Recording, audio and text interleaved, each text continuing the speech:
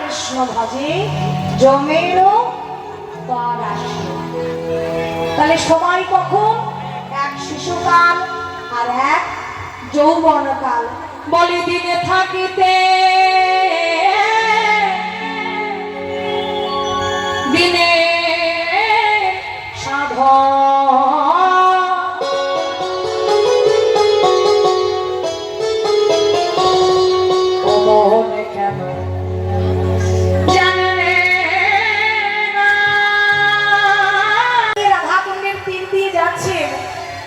যখন যাচ্ছেন যেতে যেতে গোবিন্দ জানলেন ও তুলসী, ও তুলসী শুনে যাও শুনে যাও। বারবার ডাকছে, শুনছে না। অনেকবার ডাকার পরেই তুলসী যখন পিছন ফিরে চেয়েছে গোবিন্দ মা তিনখানা প্রশ্ন করলেন। প্রশ্ন বলে কি কি? কেন সভাগম, কেন সভাগম, বলে কি বা প্রয়োজন, কেন সভাগম, বলে কি বা প্রয়োজন, সময় কেন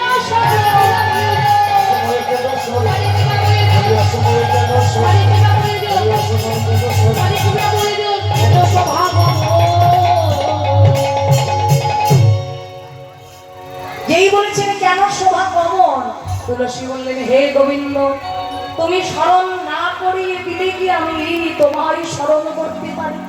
হ্যাঁ, আর কার প্রয়োজনে এসেছি? তোমার প্রয়োজন। আমি তোমার প্রয়োজনে এসেছি।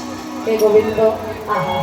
কিন্তু রাধারানী বলে দিয়েছে কথা নিবি, কিন্তু কথা দিবি না। রাধারানী বলে দিয়েছেন আগে কিন্তু কথা বলবি না, আগে গোবিন্দ কি বলে সেটা শুনবি। গোবিন্দই আবার বললেন তুলসী গো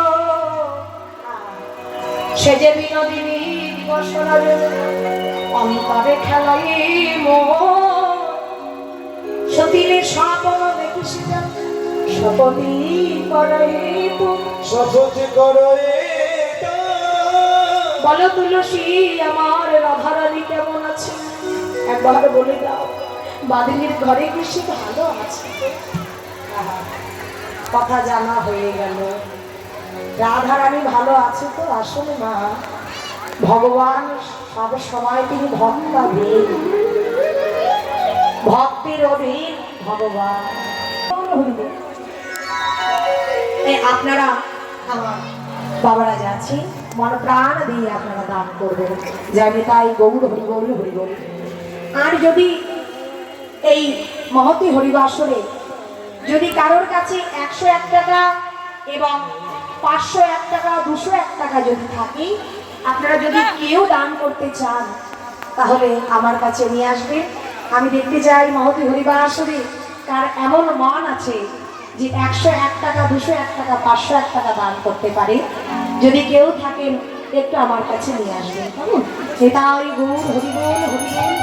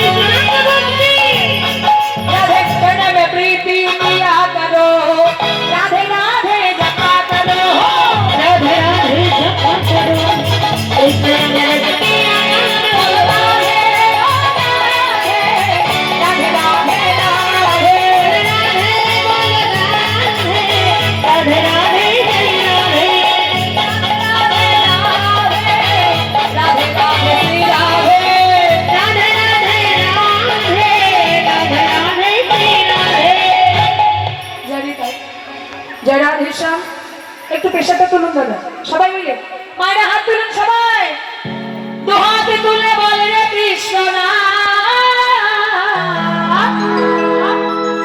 পূর্বের তোর সমান